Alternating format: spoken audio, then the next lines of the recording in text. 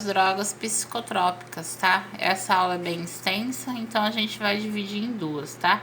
Aqui é um desenho dos receptores, né? Que eles se encaixam nos receptores nos neuroreceptores, tá? Droga, gente, né? Ela significa folha seca, porque antigamente os medicamentos eram feitos, a maioria das plantas, tá? Hoje em dia a gente também tem, são os medicamentos fitoterápicos. Então, tudo antigamente vinha dos vegetais, tá?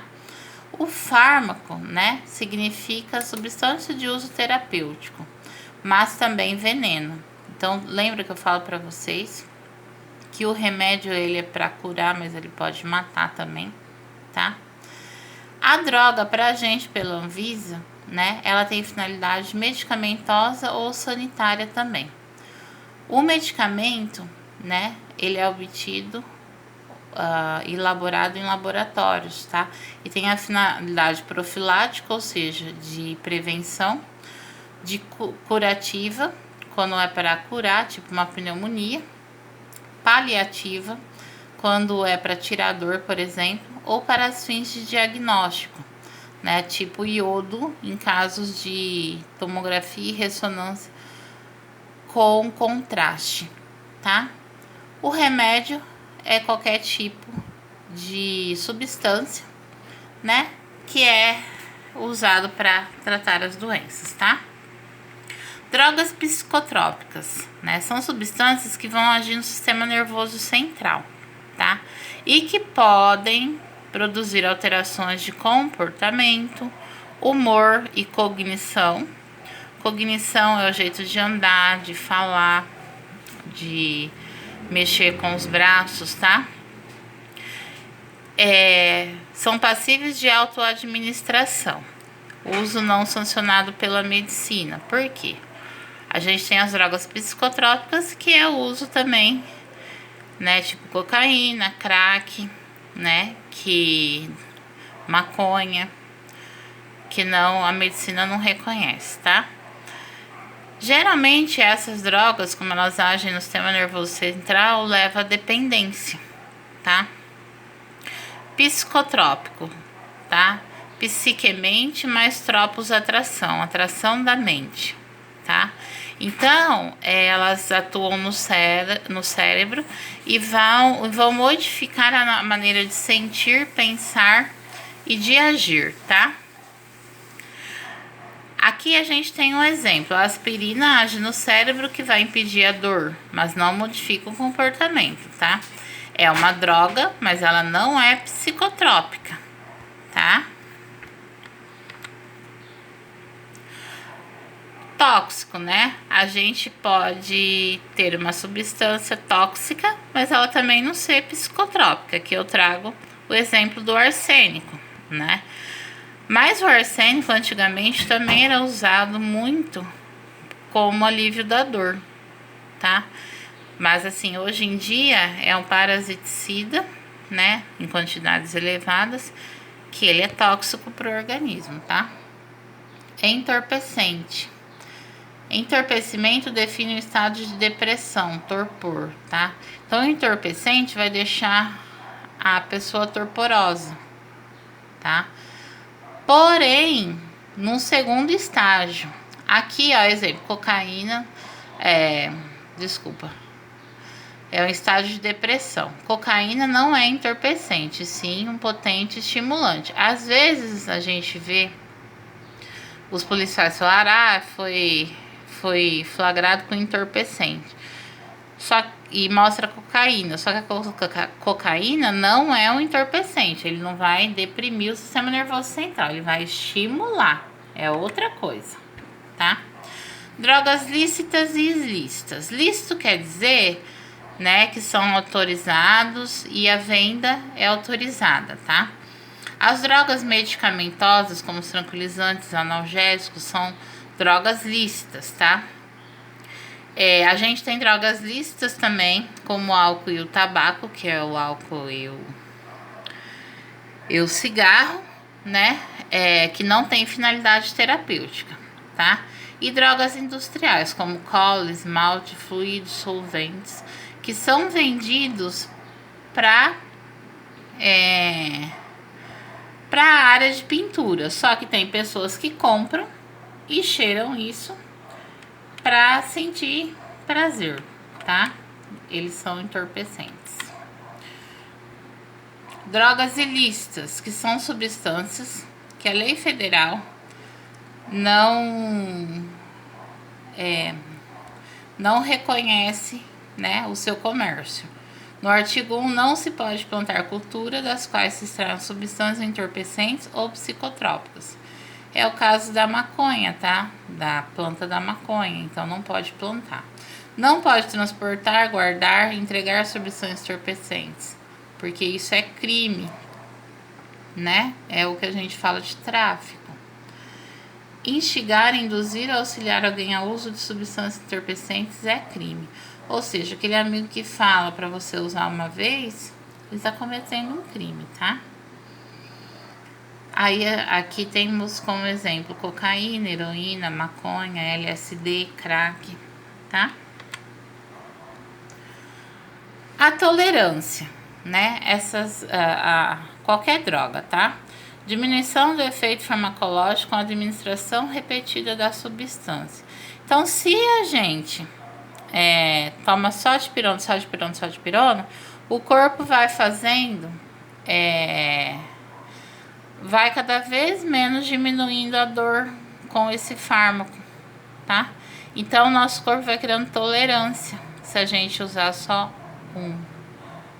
Dependência, tá? É que quando a pessoa fica dependente de tal substância, tá? E quando não utiliza, ela pode ter efeitos físicos e psíquicos, tá? Aí a gente tem a dependência física, né? Que vai dar os distúrbios físicos quando ele não utilizar a droga, né? Tremores, sudorese, palpitações, tá? E a gente tem dependência psíquica, né? Um pulso irrefreável, né? A fim de evitar o mal-estar, tá? Por quê? O mal-estar físico, às vezes, muitas vezes, vem da dependência psíquica também, que os neurotransmissores vão querer a substância, tá? Porque leva à dependência, né? Ativação da via dopaminérgica, mesolímbica e de outras vias. Por quê? Ativa, tá? Ativa certos hormônios que fazem bem durante o uso, tá? Por isso que muita gente usa droga. E a dependência, né, quando não tem, vai dar essas manifestações físicas, tá? Que geralmente vem da dependência psíquica. A dependência química é um termo utilizado, dependência por qualquer substância, seja fármaco ou não. Tem gente que é viciado em remédio para dor, tá? Tem gente que vicia naquele Paco, que é paracetamol com codeína. A codeína é um derivado da cocaína, tá, gente? E assim, fica uma dependência química, a pessoa não consegue deixar, tá? Aqui eu dei de fármaco, mas pode ser alguma outra substância, tá? Dependência farmacológica, dependência por fármacos, ou seja, por medicamento. Assim, a OMS, né, ela vai classificar o uso de drogas. Uso na vida, o uso de drogas pelo menos uma vez na vida. Uso no ano, o uso de droga pelo menos uma vez nos últimos 12 meses. Uso recente ou no mês, nos últimos 30 dias. Uso frequente, uso de drogas 6 ou mais vezes nos últimos 30 dias. E uso pesado, uso de droga 20 ou mais vezes nos últimos 30 dias. Ou seja, ele pode ser usuário diário, né? Então é o uso pesado.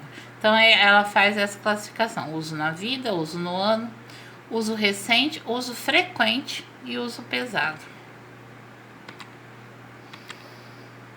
Uso de risco, tá? É o padrão que que implica alto risco de dano à saúde física ou mental, mas que ainda não resultou em doença orgânica ou psicológica. Ou seja, não afetou nada ainda nos sistemas e nem psicologicamente falando, tá? Uso prejudicial, padrão de uso que está causando dano à saúde física ou mental. Tipo crack, quando a pessoa começa a emagrecer, tremer, tá? Então já é um uso prejudicial, tá? Quanto à frequência de uso de drogas, a OMS classifica os usuários em não usuário, que nunca usou, usuário leve, né, que utilizou drogas no último mês, mas foi menor que uma vez por semana, uso moderado, que usa semanalmente, mas não todos os dias, e uso pesado, que usou drogas todo dia no último mês, tá?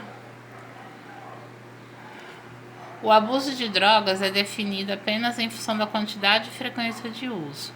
Assim, uma pessoa somente será considerada dependente se seu padrão de uso resultar em pelo menos 3 dos seguintes sintomas ou sinais, né? Se ele não usar: forte desejo ou compulsão de consumir drogas, dificuldade em consumir o uso, seja em termos de início, término ou nível de consumo, uso de substâncias psicoativas para atenuar sintomas de abstinência. Com plena consciência dessa prática, a pessoa começa a tremer e ela sabe que ela tem que usar a substância para parar. Estado fisiológico de abstinência, taquicardia ou bradicardia, tremores, boca seca, tá? Evidência de tolerância, quando o indivíduo necessita de doses maiores, né? Porque geralmente o que a gente vê é que o indivíduo começa nas drogas mais leves, vai aumentando a quantidade e depois vai para as drogas mais pesadas, tá? Então, evidência de tolerância, o corpo ficando mais tolerante a cada uso, tá? Estreitamento do repertório pessoal de consumo, né? Quando ele passa a consumir drogas em ambientes que não são adequados para isso, em qualquer hora, tá? Falta de interesse progressivo de outros prazeres, ele deixa de fazer as coisas em função de uso da droga. Insistência no uso da substância, mesmo ele sabendo que isso vai fazer mal, né? Evidência de que o retorno ao uso da substância após um período de abstinência leva a uma rápida instalação do padrão de consumo anterior. Ou seja, se a pessoa para de utilizar a droga, se ele tem uma recaída, ele volta rapidamente no consumo que ele já consumia antes, tá?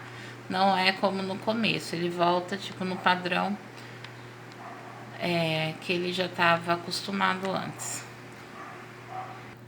As consequências do uso de droga, né, gente?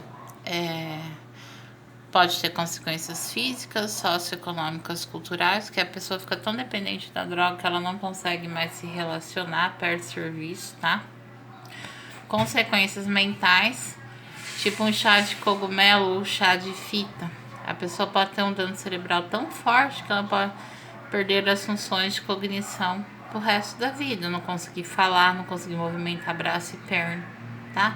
E temos as consequências legais que pode sofrer se for pego com droga ou traficando, tá? As consequências físicas: lapso de memória, pouca atenção, dificuldade de concentração, fraca coordenação motora, fala incoerente.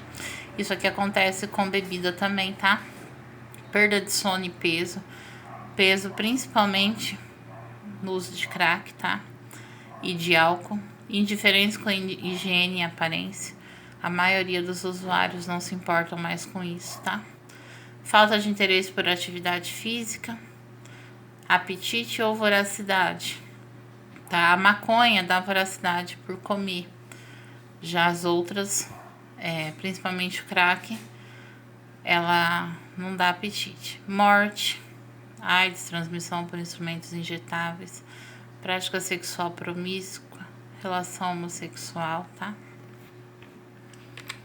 As consequências socioeconômicas culturais: sobrecarga para hospitais e familiares, né? Porque envolve muita família. Inversão de valores éticos e morais. A pessoa perde, né? seus valores mesmo. Ela faz qualquer coisa pela droga. A atuação como desintegrador da ordem social do país. Queda de rendimento escolar com atraso sociocultural. Crescimento de delitos. Gerador de indisciplina social. Facilitador do enriquecimento ilícito para quem vende a droga, né? Possibilidade de desenvolvimento paralelo de outras atividades ilícitas e legais, como a gente vê lá no Rio de Janeiro, né? As milícias. Consequências mentais, síndrome amotivacional, ela não tem vontade de fazer nada. Desonestidade crônica, as pessoas mentem para conseguir dinheiro, furtam, tá? Atividade evasiva e mudança de relacionamento, a pessoa sempre se muda de assunto, tá? Quando fala disso. Perda de autoestima e da autodisciplina, ele não consegue mais, ele vive em função da droga. Diminuição do interesse por atividades de lazer e profissionais. Introspecção, instabilidade, inquietação e insônia. Esquizofrenia, paranoia, tendência ao suicídio, tá? Porque assim, ela vai mexer muito com a cabeça. E se ele não consegue dinheiro, mexe com o físico também. Então ele tende ao suicídio, porque não consegue mais viver sem a droga, né? E muitos que têm, eles desenvolvem esquizofrenia e paranoia, tá? Porque mexe com o mental. Aí são tratados também depois como doentes mentais, tá? Consequências legais, pagamento de multas, prestação de serviço de comunidade, prisão mesmo, tá? O que a gente pode fazer, né, para estimular o paciente usuário, né, a tentar largar a droga? Ocupar-se com atividades artísticas e lazer, ou seja, o que dá prazer para ele, que não seja droga. Mudar a pessoa, né, das companhias, das amizades, porque às vezes as amizades antigas são do mesmo hall de uso de drogas, tá? Estimular o estudo, né, para ver que aquilo não é bom. Praticar esportes, né, que vão também liberar dopaminas no organismo, que dá prazer. Estimular ele a procurar trabalho, ter relacionamento amoroso, tá? Se tiver um ideal religioso, a gente incentiva, tá? Viajar e fazer novas amizades, e estar em contato com a natureza ajuda também. Aí a gente tem a classificação das drogas psicotrópicas. Gente, a gente tá falando de drogas porque os remédios vão entrar também nessa classificação, tá? A gente tem as drogas depressoras, né? Que são as substâncias que diminuem a atividade do cérebro, vão deprimir o funcionamento dele. Então, e aí a pessoa vai ficar mais desligada, devagar, um pouco desinteressada. Quem tá nessas classificações? Tá? O álcool, os solventes, né? Que eu falei lá atrás, que eles usam na pintura, só que muitas vezes eles colocam no pano e inalam, tá? Os ansiolíticos, os remédios ansiolíticos utilizados em depressão, tá? Os barbitúricos também, que é uma classificação medicamentosa, e os opiáceos. Os opiáceos é tudo que é derivado, né, da cocaína. Da cocaína não, do ópio, tá? Então eles são depressores do sistema nervoso central, vai deixar a pessoa mais lenta. Ah, mas quando eu tomo álcool eu me sinto mais eufórica. Pode ser no início, porque depois a pessoa fica sonolenta, tá? Fica mais devagar. Aí a gente tem as drogas estimulantes, que vão estimular, aumentar a atividade cerebral, tá? Então a pessoa vai ficar mais elétrica, ligada, tá? Tira o sono. Aí nesse contexto a gente tem as anfetaminas, a cocaína, a cafeína e a nicotina. Essas drogas também, elas vão dar taquicardia, tá, gente? Porque vai estimular uma maior resposta física, tá? Por exemplo, tem gente que toma muito álcool e a hora que começa a fase depressiva, né? Começa a ficar bêbado, vai lá e usa cocaína, tá? A cocaína deixa ele ligado e corta o efeito depressivo do álcool. Então a pessoa volta a beber, né? Sem ficar bêbado, tá? Aí temos as drogas perturbadoras, tá? Que elas vão distorcer a realidade. Ela vai agir lá no sistema nervoso central, tá? Distorcendo, né? A realidade. Aí a pessoa, né? Vê tudo assim, as imagens como de um sonho, tá? São chamados de alucinógenos. Aí a gente tem os primários, são os sintéticos como o LSD, e os naturais, tá? Derivados do indólico, da maconha e do peiote. Alucinógenos secundários, anticolinérgicos e outras substâncias, tá? Aqui tem uma tabela de uma pesquisa de uso na vida. Isso aqui é de 95, então passou-se muitos anos, hoje está bem aumentado, tá? A gente vai falar dos depressores do sistema nervoso central. O álcool, né? É uma das bebidas mais antigas, porque o seu processo de fabricação é muito simples, tá? A gente tem as fermentadas, como vinho, cerveja, né? E outros, como de fermentação do mel, de cana-de-açúcar, beterraba, que são os licores, tá? Aí temos as destiladas, como a cachaça, o rum, o uísque, o gin, que são obtidas através da destilação de bebidas fermentadas, tá? As destiladas são mais fortes porque tem maior concentração de álcool etílico, tá? O consumo no Brasil tá cada vez maior, estimulado pelo estilo de vida mesmo. A gente mesmo bebe uma cervejinha hoje em dia, coisa que não se via muito antigamente, né? E ele está ligado a 50% das mortes por acidente de carro, 50% dos homicídios e 25% dos suicídios, tá? Ou seja, é uma droga lícita que causa muito problema na população em geral, né? Aqui a gente tem uma tabela da bebida e da grama por 100 ml que está no sangue, da concentração dela por cada 100 ml. A vodka vem em primeiro lugar, com 45% de concentração, tá? A cerveja está lá em último lugar com 4%, tá? E temos as outras no meio. Então, eu não sei vocês, mas muitos adolescentes usam muito a vodka, tá? Porque é uma bebida barata e que dá barato, tá? Mas é uma bebida com alta concentração de álcool. Seu mecanismo de ação, né, agudo, ele é o aumento da inibição mediada por GABA, que é um produto cerebral, tá? Inibição da entrada de cálcio através dos canais de cálcio, inibição da função dos receptores NMDA, inibição do transporte de adenosina, tá? Ou seja, vai inibir um monte de substância, tá? Que vai deprimir o sistema nervoso central. O mecanismo de ação crônico é inverso ao agudo, né? Então, onde que tem inibição, tem um aumento, e onde tem aumento, tem inibição, ou seja, é o contrário, tá?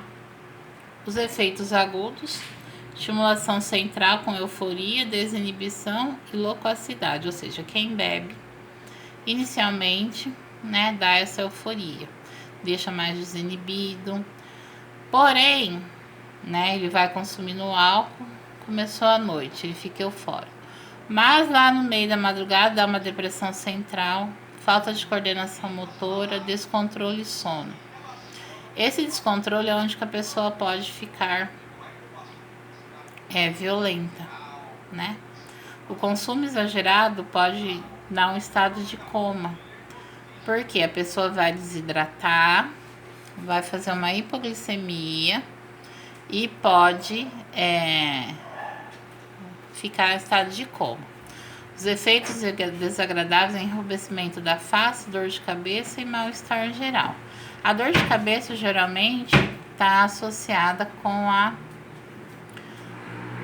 abstinência, tá? No outro dia fala que tá de ressaca, mas se você beber álcool, a dor de cabeça passa, né? Os asiáticos, eles expressam uma variante genética do aldeído desidrogenase inativa.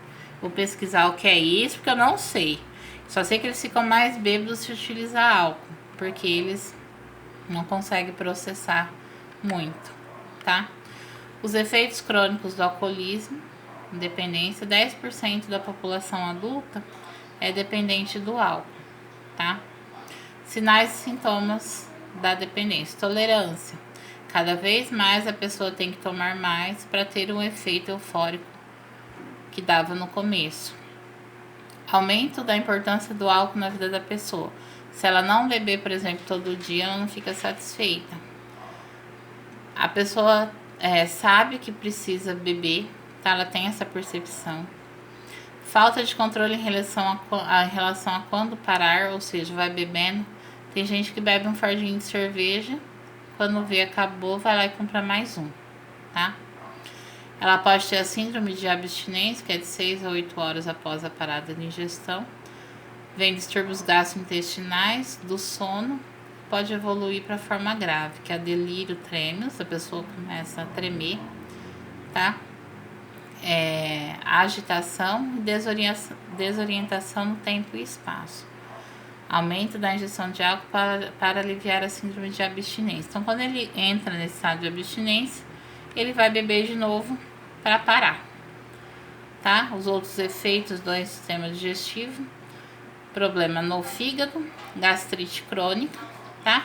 Síndrome de má absorção, não absorve mais os nutrientes, e pancreatite, né? Que é a inflamação do pâncreas. Doença do sistema cardiovascular, hipertensão arterial e problemas no coração, tá? Sistema nervoso, polineurite alcoólica, câimbras, tá? Demência irreversível, não tem como reverter mais. E comprometimento motor, a pessoa não consegue às vezes nem ficar em cima da perna, tá? As mulheres grávidas podem ter a síndrome fetal dual, como má formação, síndrome de Down, deficiências orgânicas, né? Ela pode ter algum problema de desenvolvimento, tá? Morte, porque pode causar aborto, tá? Aumenta os efeitos depressores, né? Se utilizados com benzodiazepínicos, antidepressivos, antipsicotrópicos e opiáceos. Tem gente que usa a bebida com esses medicamentos. Impotência masculina, tá? Porque diminui a testosterona.